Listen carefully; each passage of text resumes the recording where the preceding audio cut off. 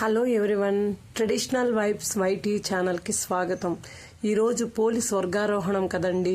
మా తులసికోట వద్ద ఈ విధంగా శంఖం, చక్రం, స్వస్తికము, గోపాదుక ముద్రలు, హృదయ కమల ముగ్గు వేసుకుని అక్కడ దీపారాధనలు, నైవేద్యము, అష్టోత్తరం అన్నీ చేసుకుని, ధూపదీప నైవేద్యం అన్నీ చేసుకుని తర్వాత మాకు దగ్గరలోనే ఒక చెరువు ఉన్నదండి, కాలువలాగా.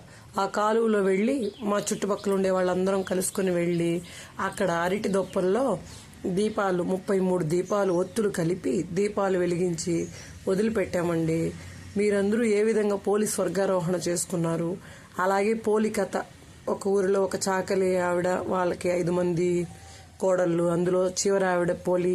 నేను చెప్పాను కదా ముందు వీడియోలో కూడా కథని, దాన్ని సింపుల్గా చెప్పుకొని అందరూ ఆవిడ ఎలా అయితే స్వర్గానికి వెళ్ళిందో మనం కూడా అదే విధంగా వెళ్ళాలని మనస్ఫూర్తిగా ఆ కార్తీక దామోదరుని ప్రార్థించి ఈ నెల రోజులు మధ్యలో వదిలిపోయినా కూడా అన్ని రోజులకి పరిపూర్ణంగా ఈ రోజు మాకు కల్పించు తండ్రి అని వేడుకొని ప్రతి సంవత్సరం ఇదే విధంగా మా చివరి దశ వరకు చేసుకోవాలని మనస్ఫూర్తిగా దామోదరుని వేడుకుంటూ అందరూ వారికి ఎంత శక్తి కొలది అందరూ నమస్కారాలు చేసుకుంటూ తరువాత ఆ నదిలో దీపాన్ని వదిలిపెట్టాము.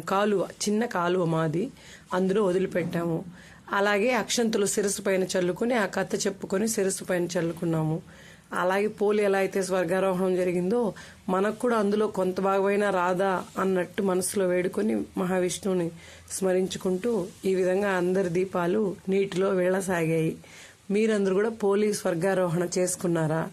మేము ప్రతి సంవత్సరం చేసుకుంటున్నాం. ఇప్పుడు యూట్యూబ్ స్టార్ట్ చేసినాననే కాదండి, ముందు నుంచి కూడా నేను చేస్తూనే ఉన్నాను. ఈ విధంగానే చేస్తున్నాను. మీ అందరికీ నా ఛానల్ నచ్చినట్లయితే లైక్ చేయండి, సబ్స్క్రైబ్ చేయండి. మరిన్ని వీడియోస్ మీకు అందిస్తూ ఉంటాను. నాకు తెలిసిన దాంట్లో మీ అందరికి తెలియజేసే ప్రయత్నం చేస్తాను. Thank you friends, thank you.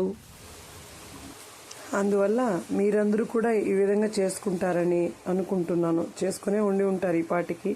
సరే, మీకు అందరికీ ముందు వీడియో కూడా నేను కార్తీక పురాణం చదివిన దాంట్లో కూడా నేను మీకు షేర్ చేసి ఉన్నాను. ఈ కథని మీరు విని ఉంటారని అనుకుంటున్నాను ఇదివరకే. అలాగే మా కృష్ణ ఆలయంలో వెళ్ళి మా మహావిష్ణువు అండి, కృష్ణుడైనా మహావిష్ణువైనా ఒకటే కదా, ఆయన దర్శించుకొని నైవేద్యం పెట్టి తర్వాత ఇంటికి వచ్చామండి. మీరందరూ ఎలా చేసుకున్నారు?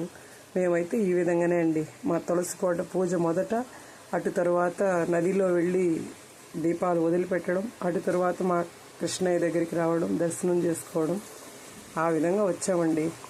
మీరందరూ ఏ విధంగా చేసుకున్నారు నాకు కమెంట్స్ చేయండి. నా ఛానల్ని మీరందరూ సబ్స్క్రైబ్ చేసుకోండి. మరిన్ని వీడియోస్ అప్డేట్ చేస్తూ ఉంటాను. Okay friends, thank you.